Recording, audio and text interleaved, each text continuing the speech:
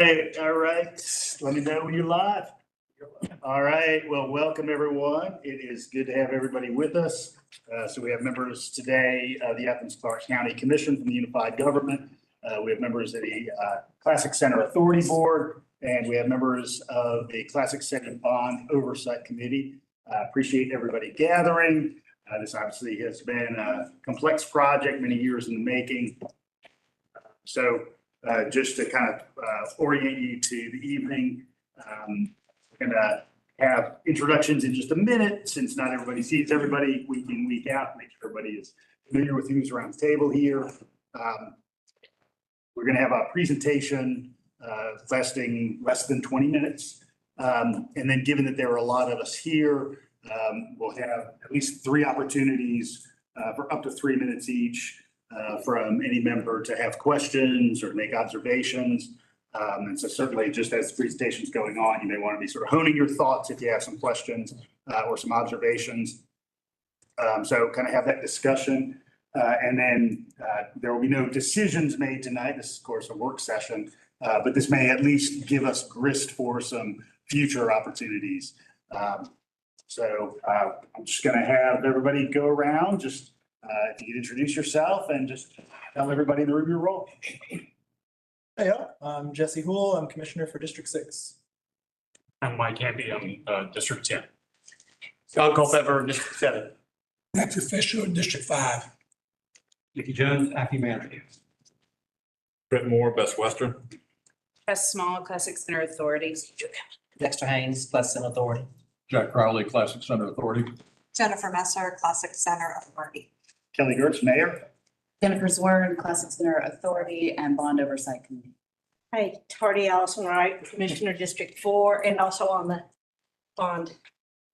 Arena Bond Oversight Committee. Right. Thanks, everybody. All right. And Paul has a presentation he is going to make. Going to talk kind of on the front end just about the sort of components of the presentation and rationale. So Paul, step right up. I think the technology is working for us. Sounds good. Well, first, let me say thank you very much for giving the authority an opportunity to come and present tonight. And the presentation that we put together is pretty much what we've done historically for work sessions. You're going to see there's a purpose, a bit of history, some facts and issues. I do go into the financials, and then any remaining questions that might be there, as well as the way forward as the authority sees it. So I'll dive right in with the purpose. Purpose is really to provide factual information about the termination of the development contract. Secondly, we want to review the existing bonds and really answer any questions about the way we intend to pay those bonds back going forward. And then third, share the Classic Center Authority's plans on moving forward to finish out this overall development area.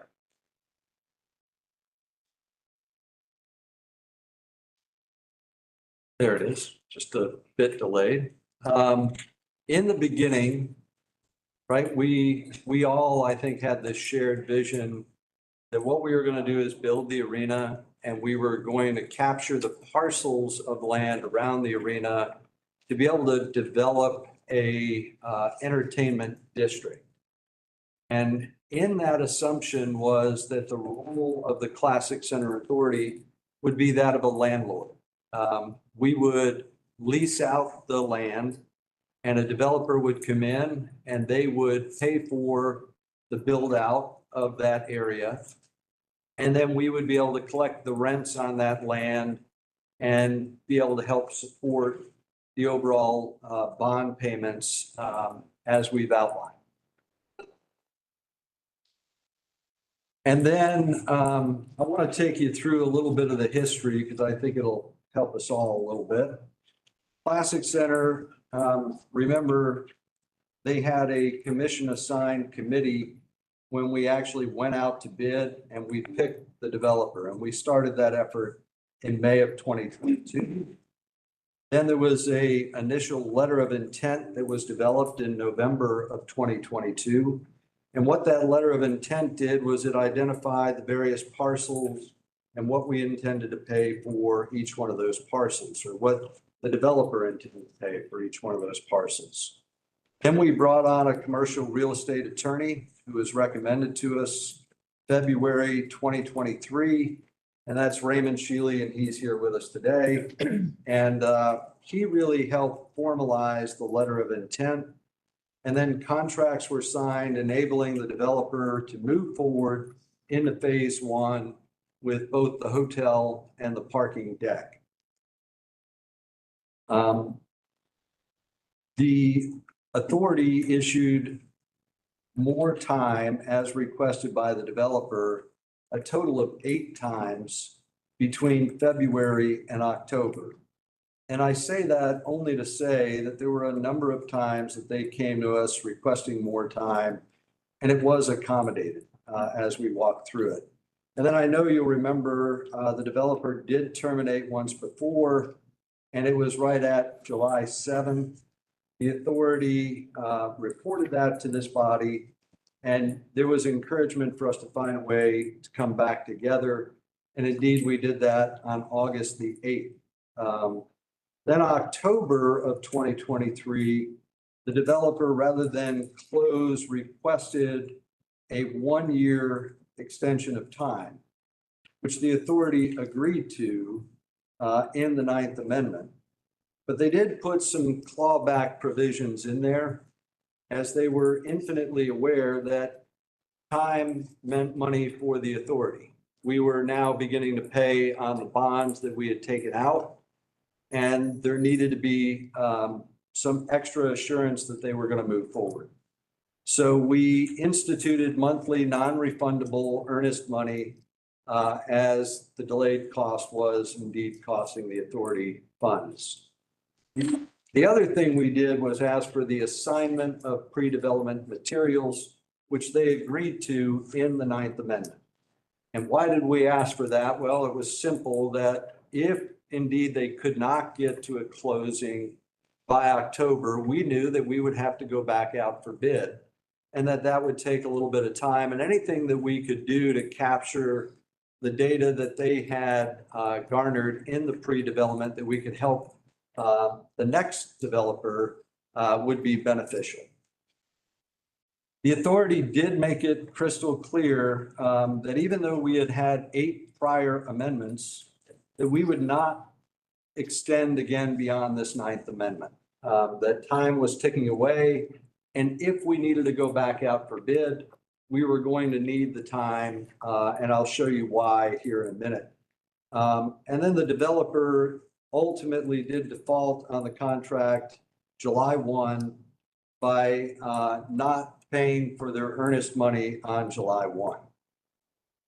Now, I know you're aware of the Provident model, which came to us about February. And in that meeting, we asked for a number of things at the end of the introduction of Provident, but mainly it was about the cost of the parking deck.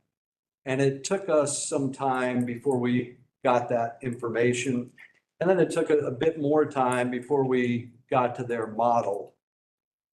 But I want to illustrate why we did not gravitate towards the 1,300 spaces.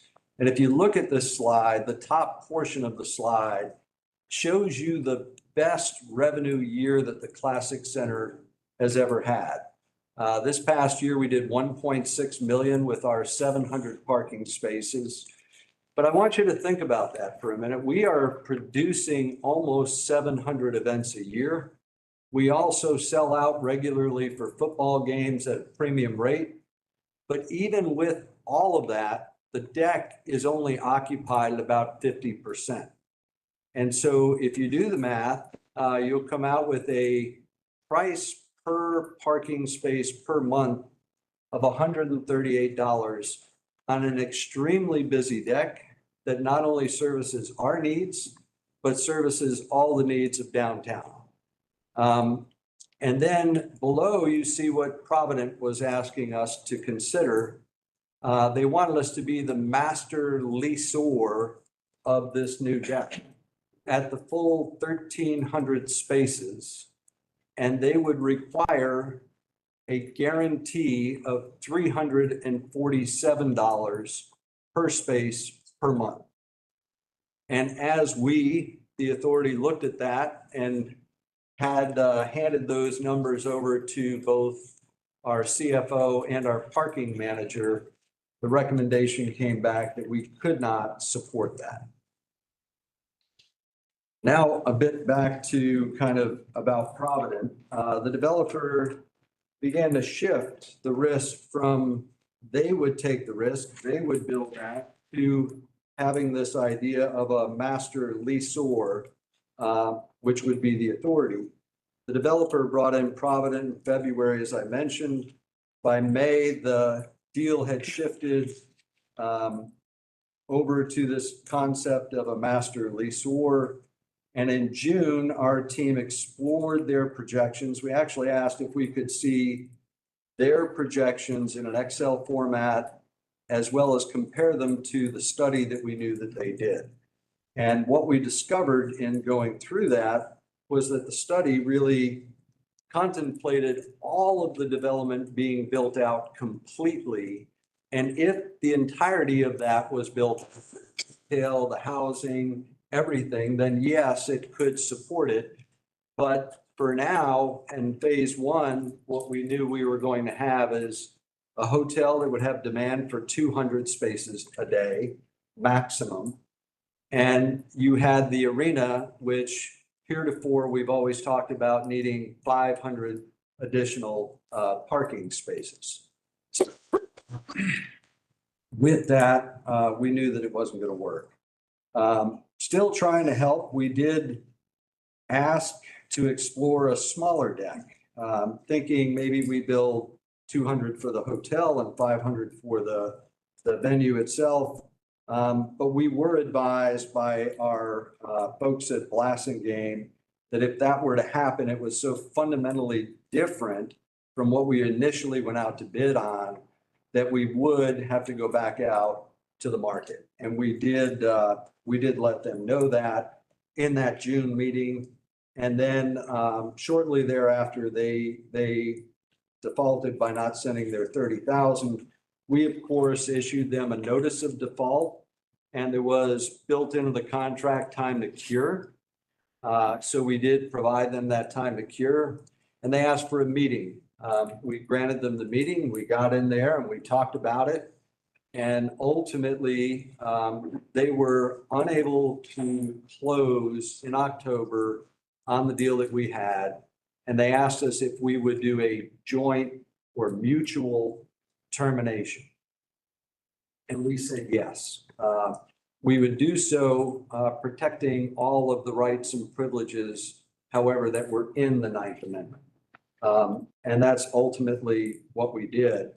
I think it's important to say, look, I get it that they were unable to close, but I think the authority who really crafted that Ninth Amendment, and I know you all think it was me, but it was not. It was the authority who said, Paul, look, we can give these guys time. We can give them lots of room, but at some point, there has to be a Fisher cut bait moment. And when I get to the numbers, you'll understand why the authority was saying that. I know there was also a question of hockey, and I have with me the signed hockey contract that we signed in November of 2021. That contract was with Jerry James, and that was for the Gladiators in Gwinnett. We have the contract. It was not only signed, it was initialed on every page, and I'd be delighted to pass it around to anybody that wants to see it. Then you see where Jerry sold the team and we were required to go back to the market to find another partner. We in fact did find Spire Sports, but it didn't happen right away because you'll remember along the way, UGA had some issues with their arena and we wanted to pause and really explore whether or not basketball was going to work inside of our arena.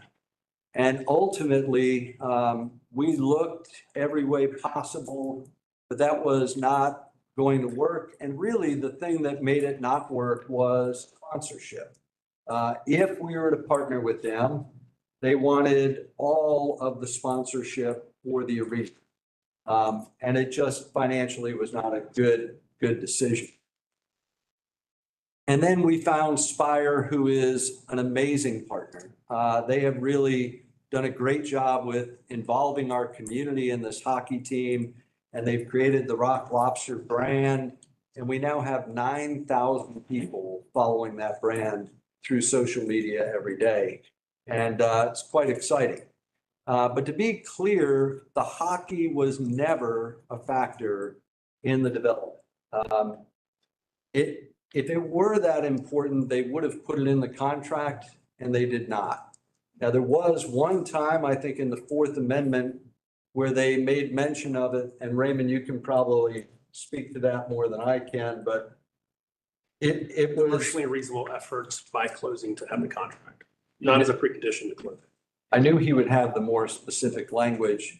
And I think the most important thing to note is even within that Fourth Amendment, we had signed the new contract well before the closing. So hockey was not a factor. The developer caused a significant delay by requesting those 9 amendments. Ultimately, they were not able to do what it said they would do in the contract. This caused the authority to pay bonds that we had anticipated being paid for by the rent from the developer.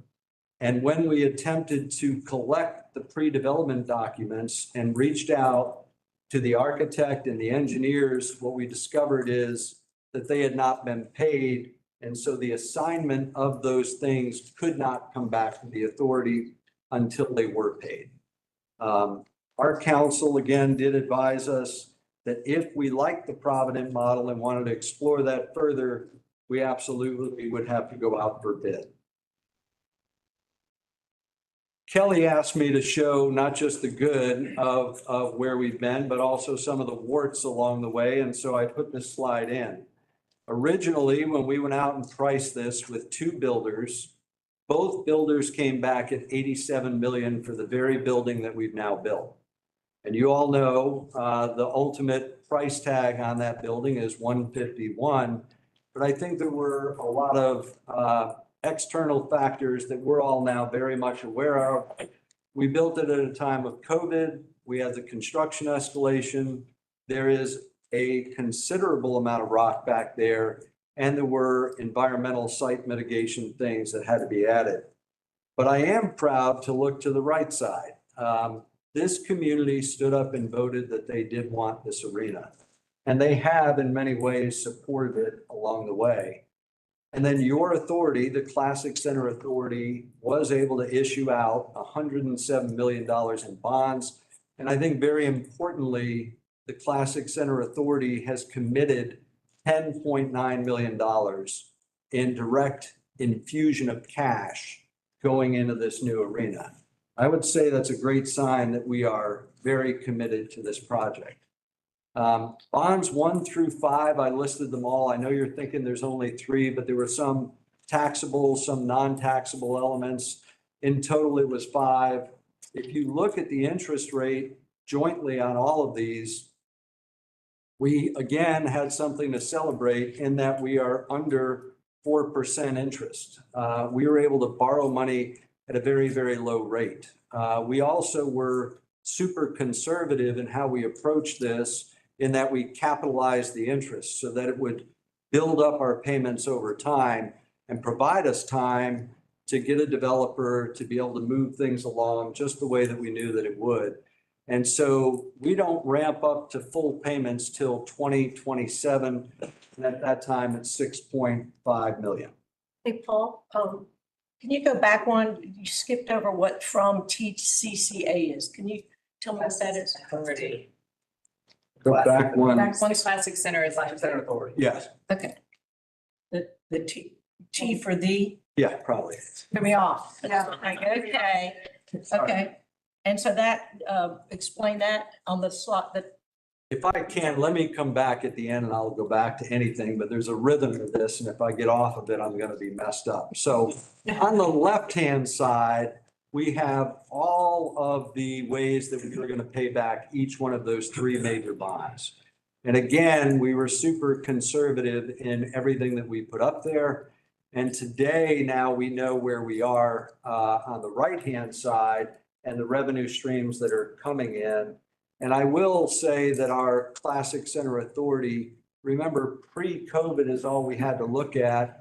And we were roughly revenue back then of about $11 million a year operation. And today we're about $22 million a year. So we're blessed in that there were a lot of upticks on the right-hand side, which allow us to be able to pay those bonds back. You will notice, though, we still need the land lease. And this is like, if we had to, could we get there? And we can, and we needed to show you that.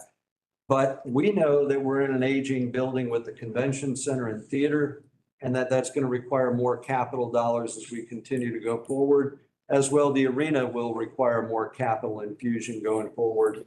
So it makes that land around us a very important part, as we knew it would be, putting this plan together. And then here is how the bonds actually get paid. They need to be preloaded in May and preloaded in November, and then they take those funds directly out. And you're going to see here in a minute that your authority has already paid over $1.5 million in these bond payments while we're waiting for these things to move forward. It's a considerable amount. We have not missed a bond payment. And for that matter, we've taken out bonds before this. You'll remember we've been around for 30 years and we have never missed a bond payment.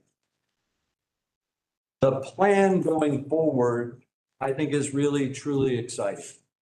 I don't think any of us on the Classic Center Authority begrudge the developer in any way. We're not mad. We didn't part angry. They just couldn't get to a close when we needed them to get to that close. But going forward, we are excited that we are able to bring in CBRE, arguably one of the largest commercial real estate brokers in the world. And we have sat down with them and talked to them about their feelings about this land and the market and everything around this arena. And they stand extremely excited to be able to move forward. They have already jumped in and started with the third now hotel study that has been done. And as of September 1, they'll begin assembling the binder that will ultimately go to market. They'll go to market in October, and they are very confident that we will have a closing by July of 2025, well ahead of when we need that to be closed in order to meet the obligation of the bonds. Finally, I don't know if this is finally, but I do want to say a word about your authority. And you appointed this authority board, and I think you have done a stellar job. We have people on here who have been developers. We have people on here who are astute in financial management, and they are paying attention. They are super focused on real estate. They understand the role of a developer, and they are totally invested, not just in the arena, but the development around it. And when I say they're invested more than their time and energy. Collectively through studies, and I won't go through all of it, but your authority over the past 2.5 years has committed $13.5 million. I dare say I don't know another organization in this community that has ever done something like that for a project that is going to lift the whole community up. And so I am super proud of them. And as we look forward, yes, we've already covered almost 1.6 million to date in bond payments. And we will cover between now and 2027 another 14 million. And you say, well, Paul, I don't know that you can get there. Well, if you look backwards, we've already covered 13.5. So looking forward, to think that we can do 14 point whatever is pretty likely. The other thing I'm really proud of is our team, our staff, and the way that this community has embraced this new arena. We hoped that we might be able to sell naming rights, suites, all of that in the beginning for roughly 2.5 million. And we are already exceeding those numbers. This community, this corporate community is in love with the idea of this arena and where we're going and how we're going to be able to move forward. And so in the end, I just want to remind you that for the last 30 years, this Classic Center Authority has been an excellent partner. And I think one that you can absolutely trust. And I have confidence with your leadership and 2 oversight boards, an outstanding staff that stands behind me. The authority is the right partner to move this whole project forward and to build something that will live up to our mission of serving this community as a civic, cultural, and social center by maximizing the economic impact through tourism. The developer was simply unable to finance by October. Ultimately, they had to default from the 9th Amendment and tap out, and I understand it. The Classic Center will continue to pay the bonds, and with us and CBRE, I think we stand the best chance of moving this entire district forward in a way that will benefit the entire community. So again, thank you for allowing me, before we ask questions, to get through the presentation. Thanks, Paul. I appreciate it. And as we begin the discussion, certainly the longer that, we've contemplated how this whole thing comes out of the ground, among the things that's resonated probably most strongly with me is just the inherent parking challenge kind of on this piece of dirt. In what I'm calling the pit these days, the slope below the arena. Obviously, we've got a lot of rock there. Topography is not easy to work in. And so, that's an inherently expensive endeavor, to the tune of somewhere in the ballpark of $60,000 a space. It's funny when you do this kind of government work and capital projects for a long time, you get numbers that sort of get pinned in your brain as sort of the going rate for anything. I remember when we were involved in building Washington Street deck, just around the corner from here, the going rate for just the run-of-the-mill parking deck, structured deck space was somewhere in the $12,000 to $15,000 range. And we've, far exceeded that just in terms of the cost of any project in this day and time. Oftentimes you have kind of right now, as I understand it, from doing a lot of work in this area, say ballpark $30,000 a space. And if we're using the hillside and the pit, we're talking nearly double that. So at least among the things that I hope we can consider is, what are the sort of pressure relief valves that we may be able to use just to make both public sector and private sector alike sort of more solvent going forward. And so I hope creatively we can look at, whether it's, what we now call the Foundry Pavilion site, where we've got ice hockey in the wintertime, or whether we look at something like the park and ride site on Coney Street that we think, all right, where might we achieve some lower cost spaces? Because I think that's going to behoove anybody who's at the table here. So I want to plant that seed just as we begin the discussion. So if I can, Mayor, I did want to throw this up only because I know one of the big questions in the pre-questioning was, what in the world are we going to do until we can get a deck built? And God knows we all wanted that deck built at the same time that the arena was coming out of the ground. It just wasn't able to happen. But I want you to feel a little bit better about it. This image was taken this past weekend. It is Lifeway. They were booked in the arena, but the arena is not finished. So we did Lifeway conference for 3 days in our grand hall. What you're looking at is 6,000 people. Their general session kicked off at 9 a.m. And we were internally, as staff, a little bit concerned. Obviously, we only have 700 parking spaces, but we do have an incredible team. And they looked out throughout this community and identified lots that are not fully occupied. And collectively, we directed now through advance know before you go where they could park. We ran shuttles to get them in and out. And I'm super proud that that session started spot on time with all of the people in there. And that conference ran for 3 days. Now, am I saying we don't need parking? Absolutely not. But am I saying that we do have super good plans of how to maximize the existing parking to make 6,000 people work? Yes, we are. Interested in observations or questions that the members of the body, multiple bodies have? John? I was curious if the developers here, do they want to make any comments to, so we can hear both sides of it?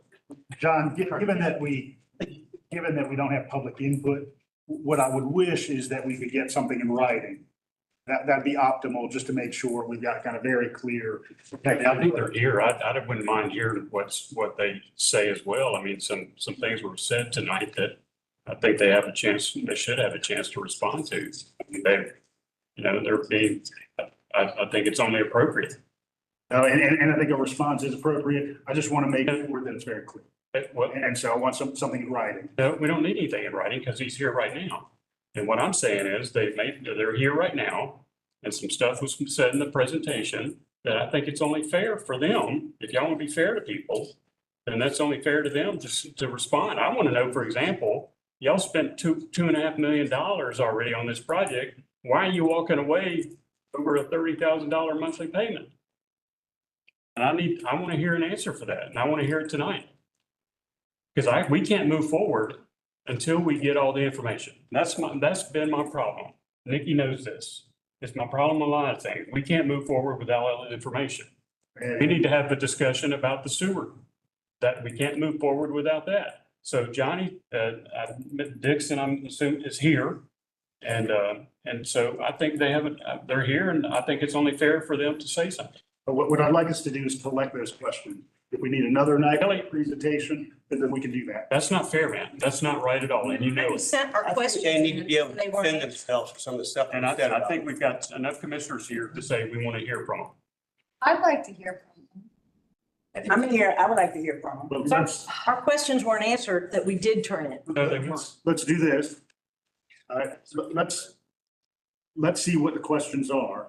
So they have. I just asked one. Why are y'all walking away and spending $2.5 million for $30,000? Mayor, can I make a very brief statement? And then we'll just leave it there. Because I agree with you. Let's get it in. Let's get everything in writing. The brief statement is. Come up here. If you don't Oh, mind sure. speaking on here. Sure. Brief statement. By the way, I'm Johnny Dixon, because Mallory and Evans. We're the developer. We're a 68-year-old firm engaged exclusively in construction and development with no history of litigation or defaulting on a contract. To characterize what Mr. Kramer has presented to you as factual this evening, we would disagree completely. But this is not the forum for us to litigate our case. I would agree with the mayor. Let's get in writing at this point. Our documentation is voluminous and we're prepared to move forward. We would like to do the development. We're ready to do the development. We have the development ready to go. That's our brief statement. Thank you. Thanks, Mr. Dixon. I appreciate it. Kelly, can I respond? Legally, I'd like to respond to what just happened. If that's okay. You do that briefly, Brandon. I can do it very briefly. So I want to address a question you had. When the Provident model got introduced, which was February, March of this year, developer had a contract 18 months long. It was their contract. The Provident model, Provident is the owner of record. They have to close, okay? Mallory and Evans becomes a 4-fee developer. So we told them at the time, or asked them at the time, is there any scenario in which you can close on the contract that you have? And the answer was no. I said, we agree, you can't. Provident is the only way forward under what's been presented. Provident would have to be a contract partner, okay? So the alternative to this would have been to assign the contract from Mallory and Evans to Provident possibly, probably in violation of state law. Because the RFP went out to find a developer, but we're looking for an apple. Provident is not an apple. Provident is a tomato, okay? You never went to the market to determine what a tomato is. They are a not-for-profit financing source. They're not a developer. Then, under the Provident model, the authority would have had to guarantee it wasn't 1,300 spaces for the entire term. It was 1,100, almost 1,200 for the first 15 years. They would have had to guarantee those revenues for 35 years. And predominantly, those spaces were not used for the arena and the hotel. They were going to be used for other phases that the developer was to build.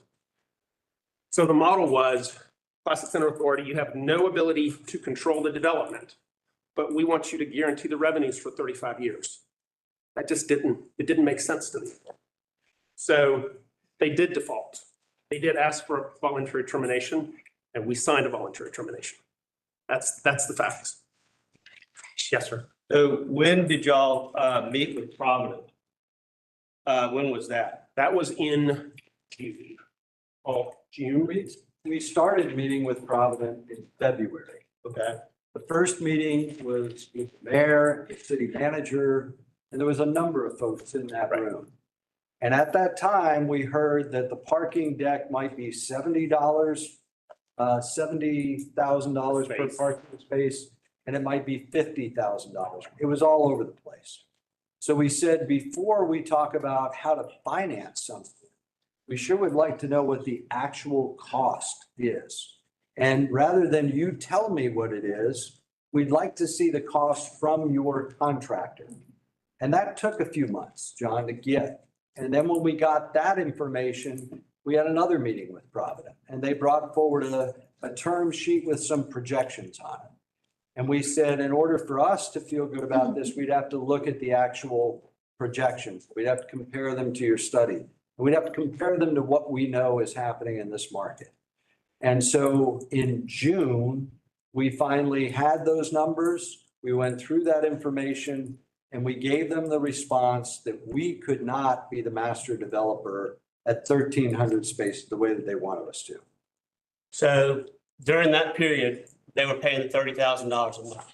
Correct. So did y'all advise them not to make the last payment?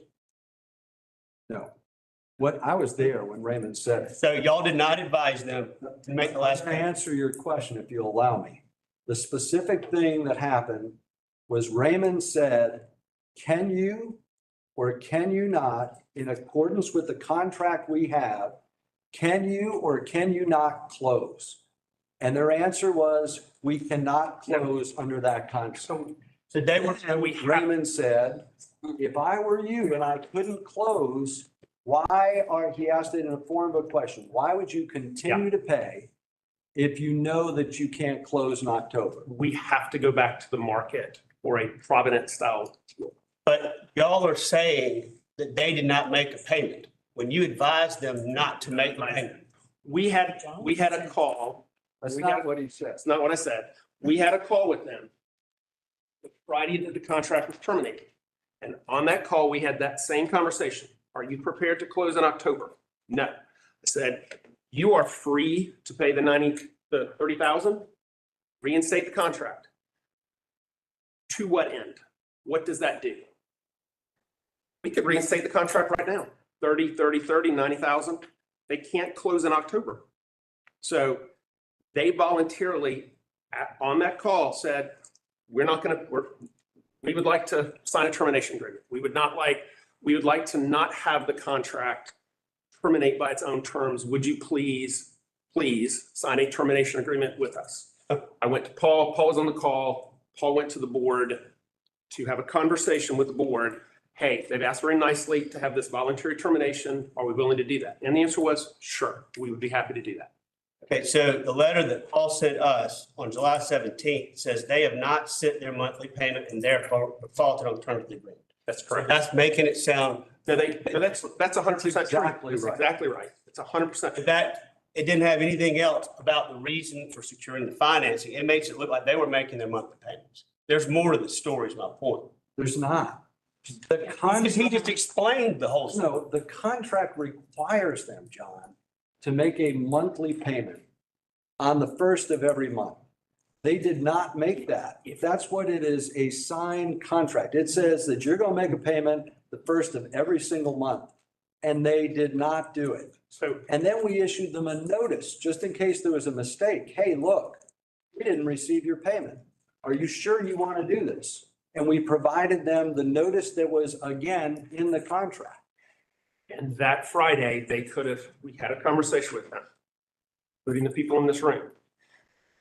So if the developer was going to close in October, you asked, your question was spot on.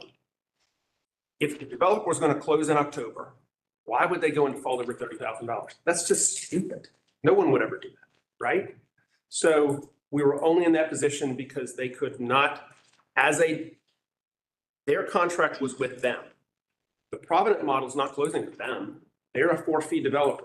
The closing is with Provident. We would have to assign it to Provident. We talked to general counsel for the authority. Can we pivot to Provident?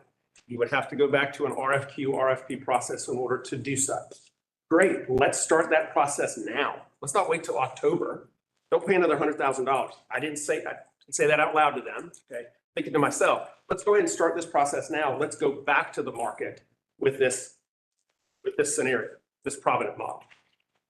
Jen had her hand up. Can I to this point? Oh, sure. I think I can make it a whole lot more simple, rather than going to the semantics of what was said in what meetings. I think the most important point we all need to understand here is that when the developer had the project, the parking deck is so expensive, they couldn't make it work.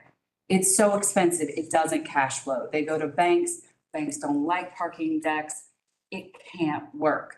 So then they handed it over to us and they said, here, we can't make this work. We can bring in a nonprofit partner, Provident, and they might be able to help you. So instead of 6% financing, we're looking at 2.5% financing. And all of us, we dove into the numbers. It doesn't work. I can't make it work. It's like buying a $2 million house, making minimum wage. You can't make the payments. They're too big. And if it can't work for them and it can't work for us, the problem isn't what he said and he said. The problem is, let's fix the deck. Let's figure out how to make a cheaper deck. So in the next iteration, we can figure it out. Move the deck, do something to the deck, strip it down, make it smaller. I don't know, I don't care. We need a deck. It's good for the customer experience of Classic Center. It's good for visitors, it's good for taxes, it's good for the entertainment district. It's good for everybody. Let's come together. We all want what's best for Athens. That's why we're all here. That's why we all have our seats. Let's work together. Let's figure this out. We don't have to fight. We're all here for the same reason. But the parking deck is the problem. That's all. And I'll say, and I appreciate you saying all that. It makes, I want to say this though, that, you know, I've been through this parking or this Classic Center arena from the get-go. I still remember meeting with Paul and Kathy up at Jay Christopher's to talk about an arena versus an amphitheater. And from that standpoint, I was pushing an amphitheater at the time, and Paul was pushing an arena.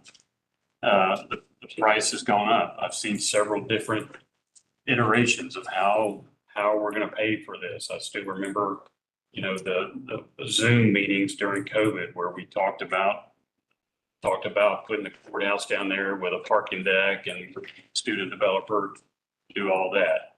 It didn't work out. I still remember Paul come in and wanted to do a special tax district on all hotels across the county. That didn't work out. I guess what I'm saying is I'm getting a little and y'all may be too, just tired and want something to happen. But I think from my perspective, and maybe some others on our board, it's just a matter of feeling like these bond payments are going to get paid back, because if they don't, it's going to fall on us to make the decision to raise the property millage rate in order to pay them back. So, you know, and I see here, you know, and I look at the materials and I understand the cost of maintaining buildings and such as that. But it does look like the Class Center Authority is good for y'all, making a healthy profit. So, there's got to be, at some point, we have to decide, I mean, as a commission, what sort of risk are we willing to take? And what sort of, if you look at the revenue that you make over the next 30 years, it's over $51 million. And that's good. But I have to be able to explain to the people that I represent what the benefit is to them. And if we're not making those bond payments, I mean, maybe it's a situation where we either partner on developing the land, like we've done on some other projects, or that we have the authority put into escrow part of these profits that you are realizing at the end of each year, so that we can be certain that the bond payments are getting paid back. I do think too, that in order to save a lot of time, because we've got that sewer issue down there that we need to deal with as well now. So that's putting whatever developer at play into a delay. But I think the delay that we're seeing and not trying to continue a relationship, maybe continue the relationship on the hotel or and senior condo, and we'll figure out something else to do with the parking deck. But what's happening is that we're not realizing the benefit from the tax allocation district that a lot of people are depending on. So whatever happens, we need to start moving and move quickly. Paul, you've done a good job in moving this thing quickly. I wish you were moving our courthouse as quickly as this. But I do think I need to. All the scenarios have changed.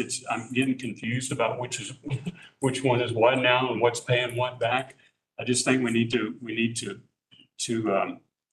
find a way to move forward that adds another level of protection for the taxpayers in this county, and see how we can do that with obviously the very healthy revenues that you're making at the end of each year. If I may, Mike, we do have to move forward. The reason that the authority set that October date as the final date where we'd have to close is it provides us 2 years to go back to the market, find a developer that does want to move forward. It may very well be Mallory and Evans. It may be somebody, I don't know. But the contract that we currently have is done. We didn't end it. It has been terminated. There's nothing that any of us can do to keep it going. It's over. Well, let me ask you this, Paul. But we can go back out to bid, and we do have time to do that. But for every day that we wait and wonder, all we're doing is exacerbating that issue. And the revenue streams that we have provided you are both the revenues and the expenses, and it's pretty easy to see that we are going to be able to pay those bonds. Well, I guess I'm just make it back. I guess I'm just wondering, why do you want the headache? I mean, why don't just let us take the land back and we develop it and pay the bond payments for you? Well, if that's truly what you all want to do, then have at it. I don't know I'm saying why you want the headache of it all, to be honest with you. I don't. So probably for 2 reasons. One, I'm proud of your authority, because for 30 years, it's been my mission never to come back to you or the taxpayers of this community with my hand out. Just like so many other communities do that have public assembly facilities, we've never done that. And the pride that I have in our team and in our board is overwhelming. And I believe in this project. I believe in this entertainment district for the greater good of this community. And I don't believe there's anybody else who is set up better than this authority to bring this home. Just my 2 cents. Just to head again to Commissioner Thornton, Vita's question, just I think drawing from Mike's observations, a couple of salient points. We get to a gap at some point about 2027 of about $700,000. We know we need to close that gap. You know, the other thing that I think Mike illustrated is so many elements of this work. Hotel works, multifamily works, entertainment activity works. And again, parking is the thing that we just need to solve for. Beat it. So if the RFP goes back out, would, Mallory be interested in even bidding, or would you even consider, no, back turn. Would you consider if they rebid it? Of course, but I want to remind you, it's not going to be Paul. No, The way that we pick Mallory and Evans is there's a committee. If you remember, there were a number of commissioners that were on that. The mayor was on that. There were a couple authority board members on that. And what I would tell you is, I don't even want to make that decision this time. I think there should be another committee. I think they should work directly with CBRE. And I think that that is a great way forward, to find out what else is out there. You know, CBRE has 250,000 developers in their database. And when they put a package out, they are the biggest, y'all. And so we in Clarke County will be noticed. And if you read, as I do, what the university just paid for a land lease over there, not too terribly long ago, the price of land in and around downtown is extremely high. And I think we're sitting in a really good position to put this back out to bid. Now, if Mallory and Evans comes back and they've got a way to move things forward, and we believe they can, then we should. But I think we need to do it fair, as we've always done. We need to put it out for bid. We need to look at all the choices and make a decision. I guess my question wasn't totally answered, because my point was, I'm like everybody else, been hearing everything in all these different ways. I mean, different stories. I assume that's why we're here tonight. I do not think that it's clear whether, first of all, they wanted to come back, and clear that whoever vets them would want them back. That's the first thing. The other thing, I'm about like everybody else, totally confused, because the TAD dollars was a huge piece of the parking deck. We heard that countless times. So it does make me a little leery of, you know, which way to go at this, because I think all of us have given this project grace, because it's been so many twists and turns. But something that big, you expect twists and turns. You expect that. But not to the point where people are, even with twists and turns, you feel as though everybody's just trying to work together. It doesn't feel that way no more. It really doesn't feel that way no more. And I think that that's unfortunate, but I don't know what other options, and I guess I'll wait for the mayor and this group. What options do we have? What can we choose from? What, you know, can we say we can do this or do that? Because I think going back and forth, we're not really settling. I would like to get to a point. What are the options, Mayor? Got a couple of folks who raised their hands. We got Dexter and Melissa Allison. So to piggyback on Commissioner Thornton's point, that's where I was going. So what are our options? What options do we have on the table? Is it beneficial for us to get the hotel built first, then parking later, or do parking first, a hotel? Because the parking seems like gonna be, from a financial standpoint, a big deal to add and really bring in revenue. And that's a question among all of us. I noticed that we were doing the slideshow, what was it, 2027 was bond payback, and I know we got a projection, but I want to make sure you got, and we're accountable to our taxpayer. I want to make sure that beyond 2027, that those bonds are gonna get paid back and won't be on the backs of the taxpayers in Athens-Clarke County. I do want to know what options, though, we may have available Or what should be done first? Are you asking me? And I got one more Because if you question. are, I got an answer. I got one more question. And if we do put this back out for RLP, how long then we get somebody, then how long would it take to get that project done once it's out? So we found a developer, how long it's gonna take then to get that project done? And because costs tend to go up, it's gonna escalate the cost. So those things that concern me. Let's talk. And let me say this, I'm a big supporter of the project. I mean, and I always make joke to Paul. We had this conversation 6, 7 years ago We did. about arena, and I said, we need to have an arena downtown. So, and I think, and then again, enough smart people around the table trying to get some stuff done. But I think, again, as elected officials though, we gotta be accountable to our taxpayers. And we got to be totally transparent with them. And this thing's gonna work. I couldn't agree more. But let's talk about the options that are out there that are available, and let's talk about the ones that are not available. The idea that we can continue on with a contract that we currently have with Mallory and Evans, that ship has sailed. It is legally over. It can't happen. Now, we've been advised by our counsel that we need to go back out for bid. Our folks have run numbers on, could we move forward with a Provident model on a smaller parking deck, and would that work? And we believe that it would. We believe that Provident would be a good option to do that. But we have to go back out for bid to be able to find out whether or not we can do that. I think the other thing is you're going to find out a lot about your options when you're no longer looking at just one way to move things along.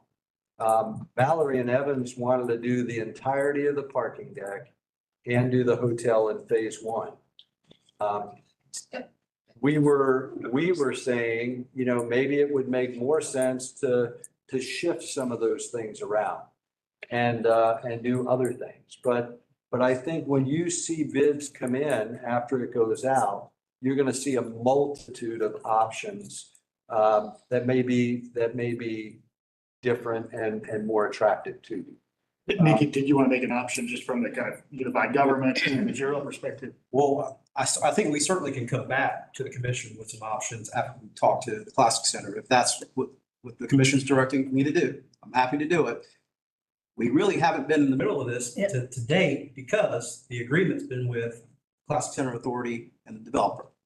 If there's no agreement, well, I would defer to our attorney to understand the true role in all of this. But if y'all direct me to do so, I will begin working with the Classic Center. But I do want to make sure the commission's clear on something, Paul. 2027, there's a gap of 700,000. Can you please explain to the commission how you will make up that gap? Of course. Number one, when we issued the bonds, they insisted that we have a $2 million reserve pre-funded, which we have.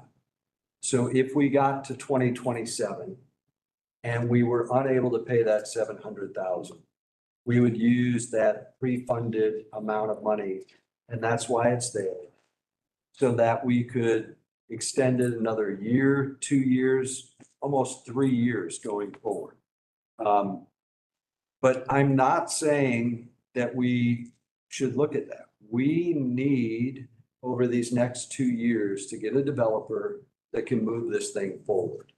And the developer that we have had terminated once before, and now they defaulted on this agreement.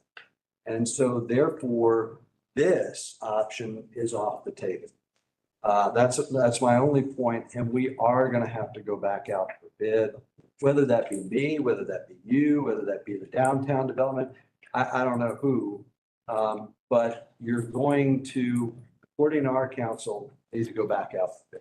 And just in terms of like a permanent fixture, the closure of the 700,000 going forward decades is the land leases and the special district funds. So just want to make that clear. So. Ellie, I hear from the commissioner's question. Yeah, I think the point of order is us ask our questions. We talked about having it in writing, ask our questions. let each of them answer them through the attorneys. So the attorney can vet the answers coming to us, but we're not getting answers. We're talking in circles and only one person of the two that this situation is getting time to talk. So Well, Melissa's next and then Allison. thank you. So I've had a tremendous amount of trepidation about this project. You know, and if y'all will remember, I'm talking about the entire project, the arena as well. If you'll remember, our SPLOST citizens did not recommend this project be put on the SPLOST list. It did get pushback from our citizens, and I've got a lot of pushback from folks that I represent. And I believe that if this had been put on the ballot as a standalone initiative, it would not have passed. But that said, you know, enough members of the commission were convinced to add it to that SPLOST list. And once the citizens got together and voted on the full list of projects, the horse had left the barn. And we are committed to seeing that arena through. I don't believe the citizens recognize that that arena was dependent upon us essentially giving away all this public land to help finance the arena, parking deck, condos, and hotels. You know, we did go through a really intensive citizen input process about a dozen or so years ago. It was called our Downtown Master Plan, and it did not call for an amphitheater. And it called for a very incremental development of all that land. That plan was flushed down the toilet at some point, and we have an arena. The arena is about to open. I've got my tickets to the B-52s. I'll be there. But we've got thousands and thousands and thousands of people who are going to expect to come to events at that arena, and they've got to park somewhere. And parking's already a mess downtown. It's already a mess in the surrounding neighborhoods. People I represent are the ones who are going to be most impacted by the boondoggle of the parking mess that is going to be created. We've got to build a parking deck. You know, we have an entity that is old hat at building parking decks and managing parking in the Downtown Development Authority. I'd suggest we consider handing this project over to the ADDA, which does seem to have a little more citizen involvement. You know, I do feel like there's not been a whole lot of transparency in this. And I think we're going to come to a rude awakening when all is said and done, and the people of this community do not realize that arena is dependent on all this other massive, massive development that they're not prepared. I'm sorry. Yeah, I think that we could go back to what we started in the beginning about having questions turned over, put the answers in writing. We gave Paul a list of questions. The presentation did not cover that list of questions with answers. The Mallory and Evans. Through every one. We don't need to do that here. We want it in writing. Mallory and Evans has asked for the chance to answer questions. If we get a list of questions to them, like Mike started, so that we can see that as well. I think that our next move as the commission is to have an executive session on the 17th so that we can talk about what we're learning, Nikki's hearing, how this funnels in so that we can get the answers to the questions on what to do. We have What to do with this real estate, is that what you're saying? to do with the real estate that's happening down here in reference to the bonds and how we're going to park people. We have how many level stairway to nothing. It's supposed to go to a parking deck, and we're talking about them not doing the parking deck is really odd to me.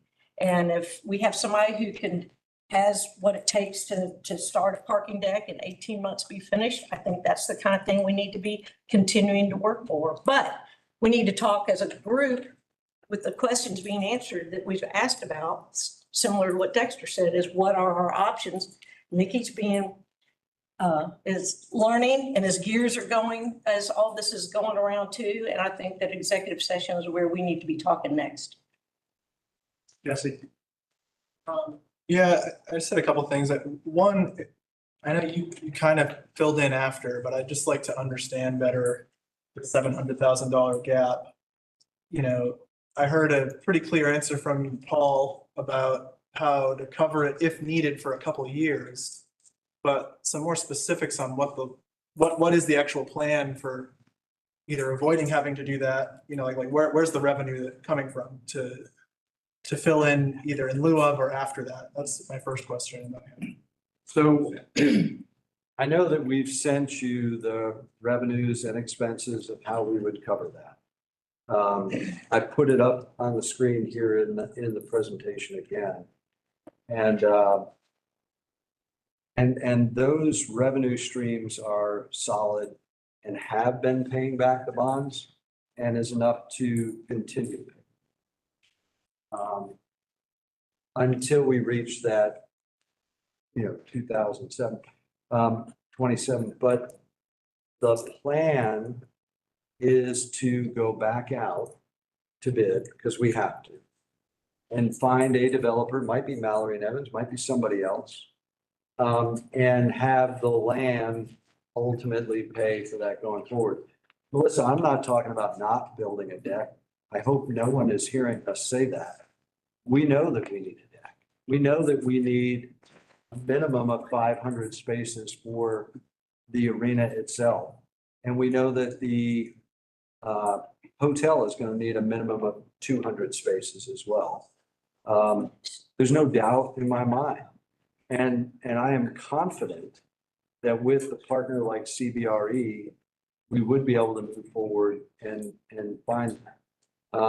I know someone said that there's a lack of transparency, but I take issue with that, in that we have come to you and told you where we are every step of the way when the developer first terminated. We came back and told you that at a public meeting. It's on television, just like tonight is. And we have reported to the Bond Oversight Committee every step of the way, where we were, what was going on. We have our monthly meetings at the Classic Center that are open to the public, and they are put in the public format every single time that we do them. Your authority has worked hard. These little binders that you see here, all of that is just the work that has been done on the development. And I don't know what more I can say about that. So my part B on the money question, when I'm looking at the hotel tax increase from arena events on this slide that talks about FY 27 payments as an example, is that figure assuming that a hotel is built by then, or is that, I'm wondering how. No, that figure, how are we confident that figure is accurate? I guess these figures assume that, Armageddon, there's no developer. This is, can we afford to pay through 2027? And the answer is yes. So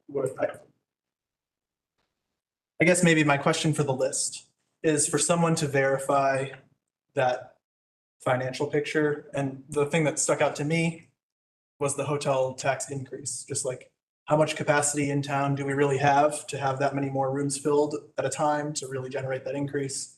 Is that real? Or is that only real if another hotel is built? That's a different thing. So that's one question I have. The other question, I'm just trying to wrap my head around CBRE, Caldwell Banker Richard Ellis. So could you just help me understand, like, when did they come in and what exactly is the role that they're fulfilling at this time? So CBRE is arguably one of the largest commercial real estate brokerage firms that are out there. And so we have sat down with them. We've walked through the property with them. We have kind of talked to them about the general vision of what has to go in there. They are super excited about this project and about the property around it, and they are anxious to go to market. So when did you sit down with them? Whenever we knew that we had an issue with the present developer.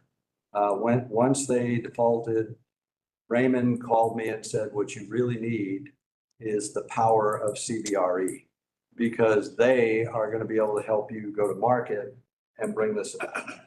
And so there wasn't, CBRE wasn't consulted with before the contract was terminated? There were no conversations until after the contract was terminated? none whatsoever. That would have been And then Jesse, your other question was hotel revenue assumptions. Does that, do the figures in For here? the hotel revenue assumptions, the hotel tax has been doing remarkably well.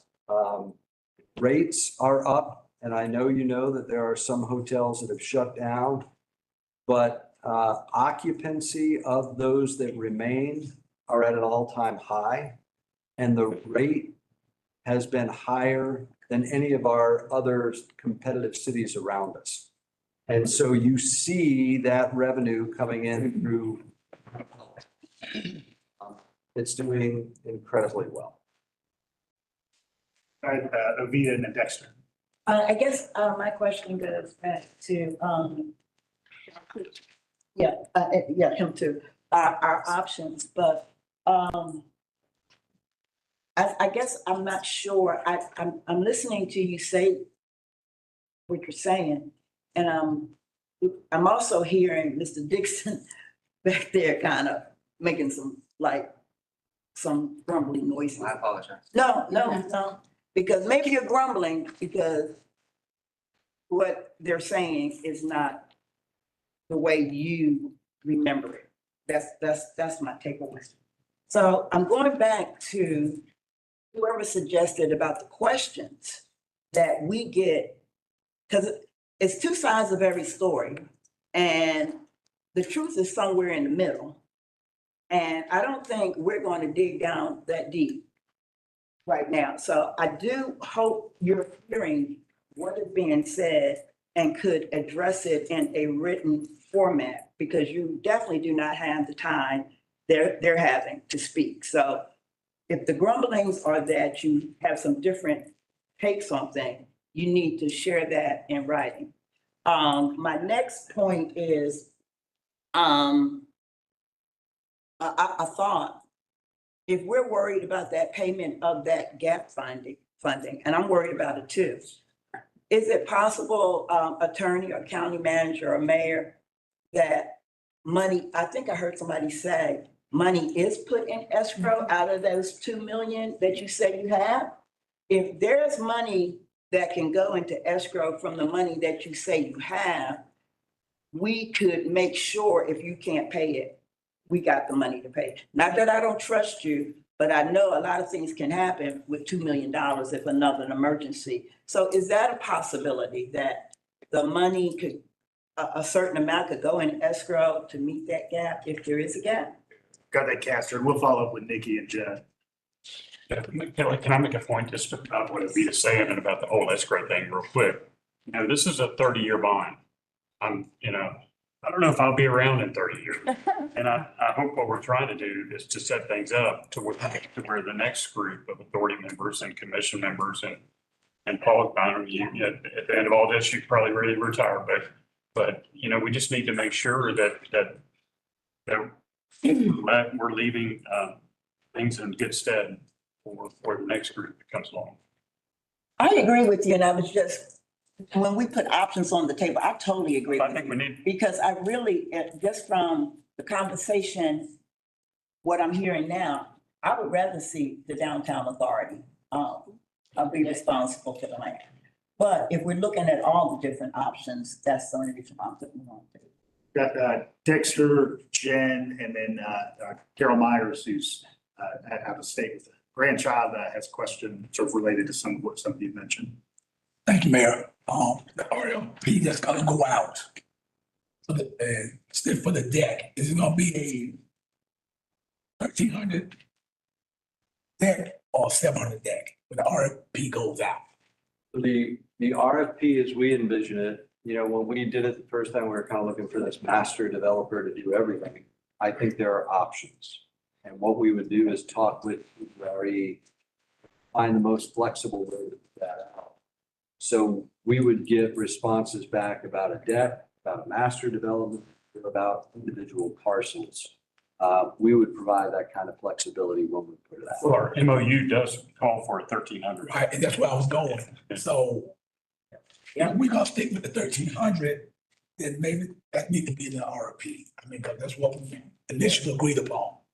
And So that's sort of a Judd question is, at what point we might need some recast IGA? I think my only question is if financially we can't make 1,300 spaces work, if it doesn't, there's no payback for 1,300.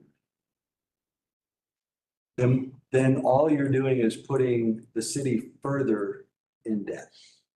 Well, And the reason our authority came to 700 is there's a demand for 500 for the arena. And there's a demand for 200 from the hotel. All of these other things that may take 10 years to build out, those things aren't there today. And so where parking decks make it from is when there's a demand right there. And then people have to park somewhere.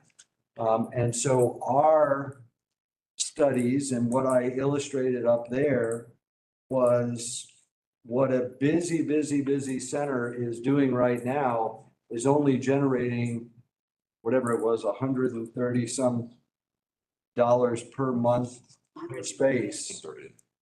And the need was so much bigger than that. All I can say is, well, all of this is, you see where I'm going. You know, we were led to believe that 1,300 was the magic number. And where did that come from? So, yeah, and it came from a study, right? It came from their study. Okay. And if you dig into their study and you look at it, it can be supported if and when all of that other development, all the retail, all the housing, all the other things are built out, then there is sufficient demand for 1,300 spaces. So, But today, and for the next conceivable 5 to 6 years, there is not. And so I don't want to speak on behalf of our authority, but our authority is looking at the numbers and saying, what are the bond payments and can we make those payments back? And we feel very confident we can do it on 700. We do not feel it makes any sense on 1,300 today. I can say this, if you don't mind, just at this point, an interesting point. For the last 2 weeks, since students have been back in town, the Downtown Development Authority office has received 431 inquiries as to where they can have a parking spot. But those are monthly parking. And they're monthly parkings, but they're also guaranteed parkings on monthly. Sure, but if you look up there, the given demand right now is $125 for a monthly parking space. Well, $125 is not going to help you against 347. But I think here's the point. If the MOU has to change from 1,300 to 700, it has to come back to the mayor and commission. Of course. It's in the documents, but it would. And then we can have a chance to talk. Agreement, then we would have that conversation. And I think that demand is exactly kind of what the options are around. How maybe and where. Also, I think, in all of this, in my conversations, there is one point of agreement, and I think Jen and the mayor have alluded to it. Parking is hard, particularly on this site. So generally speaking, I'm speaking generalities here, a parking space is going to cost about $30,000 in a day. Here it's costing between $60,000 to $75,000. So that's double. So the math is just not working right now, particularly on this location. So if we come back with options, we may be coming back with options not on this location. Why are we finding that out right now? After the building's already built. I mean, we should have known that early on. We've got a staircase, it's already built, plans that are already drawn, and now the 11th hour, we're finding out that the 1,300 space is not gonna work. And that's my point, is why are we just now finding out? Got Jen and Tress and in between the two, Carol. Oh, well, I was gonna kind of take a little departure, but thank you for mentioning that. I was going to mention, thank you for mentioning SPLOST. I actually sat on the SPLOST Citizen Selections Committee. I just wanted to clarify a detail real quick. We did, in the initial vote, unanimously select the arena. We took it to mayor and commission, and mayor and commission sent it back with the judicial center and the housing project. And therefore, there was not enough of a budget. So once we voted again, there wasn't a budget, so we sent it back the commission was generous enough to make adjustments and give us the 33 million. So there lies where the problem is. We put Paul in an impossible position. We're giving him $33.3 million to actually build an arena for where he needs 118 more million dollars. So that's kind of how we've given him the land. We've got to leverage everything to pay for the bonds that we had to take out. So to take away the land would be catastrophic because we couldn't pay the bonds. Those are intrinsically linked in my mind. How do we pay the bonds if we don't have the land? So if the land is taken back, then that person or that authority or Clarke County, whoever would have to manage the land in a way that can pay those bonds back. I just wanted to put that out there. But I do think that there are potential solutions if we look at moving. I think that's a genius idea. How do we find something that's not sitting on a vault? That seems like a very hard place to build a parking garage. I guess it's the least optimal for a hotel or whatever, so we just put the parking there. Where else can we put it where it might be flat, where we could build quicker? I don't know. That's what happened. And Carol's query is related to the sort of bond payback. She notes in the PowerPoint that the new developer, would be inked by July 2025, but land lease payment begins in 26. And so she just wants to confirm that the notion is that there would be some upfront payment. Is that correct? Yes, the authority would be able to pay for it until such time as we get the development. And then I had trust. Trust, yeah. I just wanted to talk on the point of the comments about transparency, because all these questions are information that I have had shoved down my throat and absorbed. I'm known as the one who reads it line by line. And I know for a fact that you got the info before I got the info. Everything is in writing. And it confuses me because you all appointed us. Maybe you have a different opinion now, but you entrusted the members of the authority to do what was right for Athens. And while there's bumps and there's easy gliding, this is a massive project. And Mallory and Evans, for whatever reason, the relationship broke up. We all know the answers. Do we want to go through the slideshow again? I'm not sure it's legally fair or considerate for them to have an option to answer all the questions. They are not the public entity. They are not the Classic Center. If they want to answer it, that's fine. But Commissioner Thornton, if they're going to answer questions, then let's bring in 3 other developers. Well, they're the only ones on, that's involved in. Yes, ma'am, I understand that. Let's be clear. Let's be real clear, because I was trying to make room for everybody. Right. Now with the parking deck, what was it? What was the number? 1,300, right? I can only speak for me. I have been supportive of the Classic Center from day one. We have had problems with the water, the rocks. We have had problems now with sewer. And every time we do this, it's like, okay, we'll make way. Who wrote $1,300 in the first place? 1,300. Who was that, from the developer? Yes, ma'am. Okay, and did y'all sign off on it? That was the study that they presented. But I'm asking you. I'm asking you. And then we pared it down. So you pared it down before it came to us to vote on. We voted on 1,300. And so just, I think this was covered a couple of minutes ago, but of course, that's the district-wide needs, kind of understanding that it may take some years. And then the cost of that is addressed with the development and the money's coming in. But I would like to go back to what I was finishing up on. I agree and I respect, and I too would like to have Mallory and Evans here and Classic Center Authority here and everyone kumbaya. But legally, I don't know if we can have them come and speak. I hope we can. But I'm not going to talk about the people.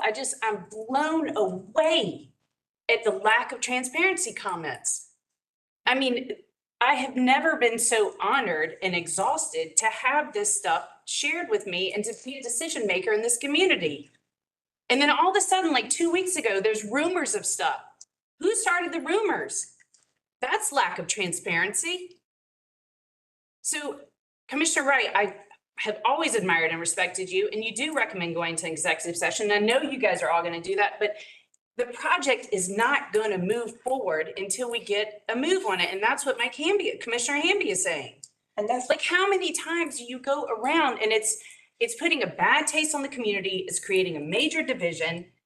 And I just don't understand, and maybe each of you can come to me separately off the record, of why would you entrust in the authority members and then go so far as to create an oversight committee? And you're just constantly doubting us as citizens who are trying to do the best for Athens. Thank you for listening, but it's very confusing when you've chosen us. Tress, I Is there Thank you, Kelly. being here. Yeah. We get paid at least a little bit, and That's fine, Kelly. you guys do not. So, great deal of honor. Tress, I do hope you understand that we're getting questions. 100%, and we're getting questions. And it's nothing against the authority or against Paul. It's just that we're the ones getting the questions because people, they're the ones that put us in these positions that we have to be responsible for. So that's. Keep openly sharing the questions and the answers. That's I guess that's for my. And I perspective. I need to make a statement too. Wait, Please let me respond to Tress. I was getting stuck in the street too. I went to the mayor when I heard it. I didn't go take it anywhere else. We brought it up as a group. There were some commissioners who was hearing one thing. So we did take that step to not blow this out of proportion. It was getting crazy out here, Tress. So that's why we're having this meeting today. I didn't know it was just going to be with Paul and them talking. I really thought it was going to be, but maybe it is illegal to do that. So, but I don't know. But the point of it is, I think this commission took all diligence to bring this to the forefront and not to belittle or attack anybody. It was blowing up, and it's best, in my opinion, to let it blow up in public so everybody can make their own decision. There was too much whispering going on. So now we're here, but it's no condemnation on the authority board. It's not. We were catching hell too. So we're all Thank getting. you. as we work collectively with a solution orientation, just be thinking of if you've got any last minute things that you want kind of baked into the work that's going to have to follow this. Yes.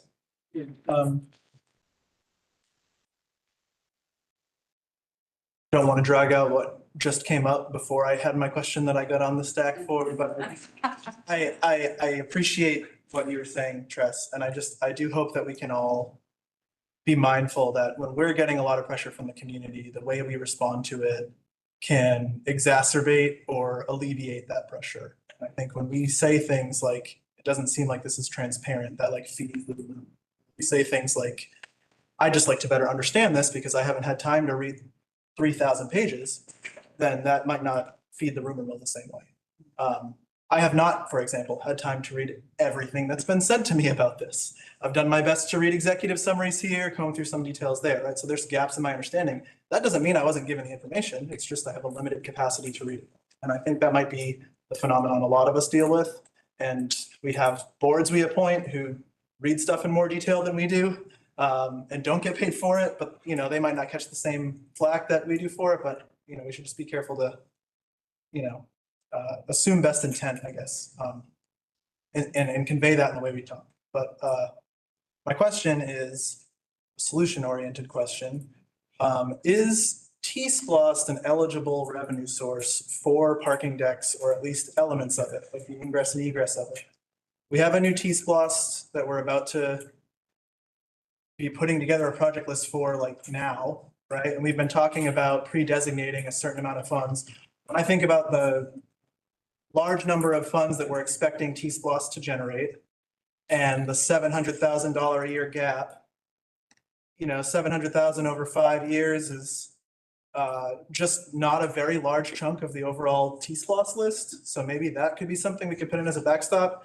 And if that seems unpalatable, I will also say that, one of the big learning experiences I think this whole community, this whole government has had, this commission has had around Splost is that SPLOST 2020 was a long list of projects, none of which were fully funded.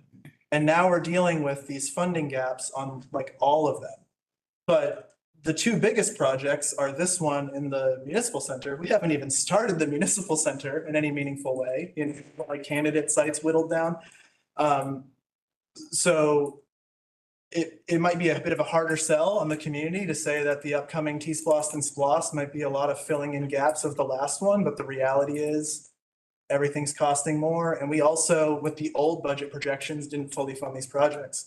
We didn't fully fund the 80-something of this project in the first SPLOST. I mean, I say we, I wasn't on the commission at the time, but this body, which I now take 1/10 responsibility for, did not fund it, you know?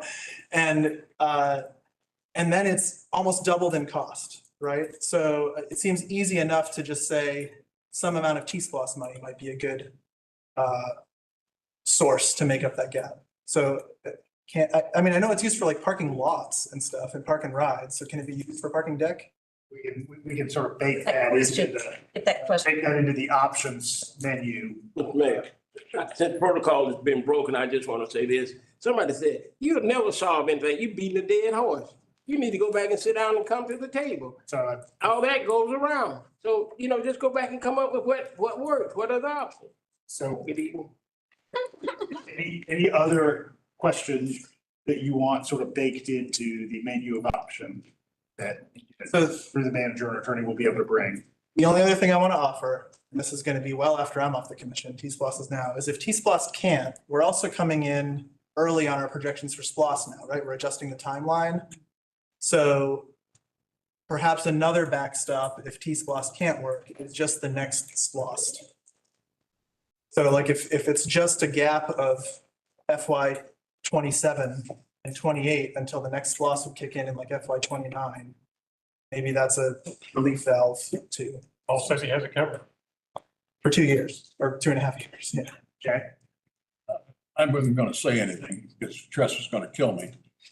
But I've been working on the Classic Center with Paul since it opened in 1990. Well, I came in 96, either as a board member on 2 different occasions and as a volunteer. I've been working on this. I am the developer on the board that built more than $2 billion worth of urban downtown mixed use projects over the years. Them, San Antonio River Center and Tabor Center in Denver are far more complex than this one. This project works. It actually works. I've been watching the numbers since the key is to get back out. We're not putting at a site anymore that has some rock and some dirty dirt on top of it. We're actually pointing to an arena to a prospective developer.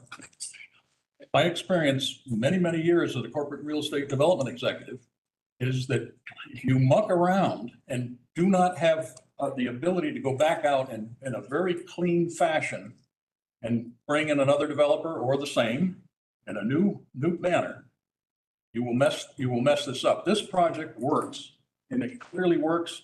The gaps are made up by bringing the new developer in who starts paying ground rents.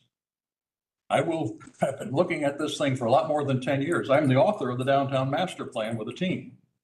And the reason we didn't build the amphitheater was because studies by professionals that produce music shows said that it had to be waterproof.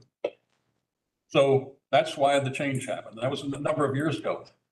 E.H. Culpepper wanted a downtown arena when I first met him in 1996. So the bottom line is this project works. And my experience tells me clearly that it works. So whatever we're going to do in the next week or so, or 2 or 3 weeks, is do it and be clean, clear it up, and let us go back and through the RFP process and find a new developer. And they're out there, because I've talked to a number of them that are interested in the community. That's all I ask. The biggest solution is for you to look, make us be transparent, make us do a couple more reports, answer all of the questions. And then when it's over, back off and let the authority do it. Because if you get in and start moving garages to the Downtown Development Authority, taking land away, I guarantee you, this project will not work, and it will cost you, the citizens, me, people like me, taxpayers. So I've been watching this for years. It works very well. So do what you're gonna do, get it cleaned up, and then let us go out and do this in a really clear, professional fashion. That's all I ask. Anything else people want to see baked into the menu of options? One question. So the Classic Center Authority, what is their mission? Are they developers? Because it sounds like they're acting as a developer. Is that right? We're a visionary landlord. Okay, so, but y'all are acting as developers trying to develop the county land. No, Shouldn't be. sir, we're acting as a landlord as we were instructed to do, right? When we issued these bonds, the bonds were issued, and at the time that they were issued, the solution to paying the bonds back was the county will give us the land and we will go to market and we will be a landlord. And we will find a developer that comes in and does what a developer does. Those are the roles and responsibility. We're not trying to be the developer. I think that's wrong. And while I have the floor, I'm going to just say this real quick. In terms of whatever you're going to do, I agree with Jack. We just don't need to waste time. But what I would say to you is, I don't know where you're going to find another authority that has the capacity and the ability and the desire to pay these bonds until we find a developer that can move it out. And going back to the 1,300 spaces, where did that come from? That came from the developer. The developer in that letter of intent said, we are going to build this and this and this and this and this. And we literally gave that over to you as you were creating the document. And all these ups and downs that you're talking about of problems that have ensued, I just want to remind you of two things. Number one, J.E. Dunn is not contracted with the Classic Center. J.E. Dunn is contracted with Athens-Clarke County. And number two, the problems that we have had are rock. We've had environmental issues back there. We've gone through COVID. There's been escalation. I don't think that the problems have been Athens-Clarke County. I don't think they've been us. I think it's a big project, the arena, and there's been a few things that have come about. But your authority, every step of the way, has stepped up to help out. And so far, year to date, they have put 1.5 million into this thing. To take that land back from them is kind of a slap in the face to them when they have done nothing wrong. They have gone out to bid the first time, they found a developer, and they didn't hire that developer, we did. We, as a community group, hired that developer. And then we managed that effort all the way through. And again, this is a testament to some of the management and effort that's gone into that. But the $13+ million that we have spent to make this happen should be a great testament to you that your Classic Center Authority is totally invested in making this work. And that's all I want to say. All right, so last call for things that you want to see. Manager. I'll email you the questions that I didn't get answered so that also they can be addressed from the mailing notes. Yeah, and certainly anybody who has questions that they want, either public sector or private sector, a written response to. I'll send my questions also, Mayor. Well, I thought we submitted those questions. Well, After this to conversation, answer and after this conversation, there may be new questions. Right, going once. Going twice. All right, everybody, it's Thursday evening. Hope you did well. Get it the week. Thank you very much. Get home.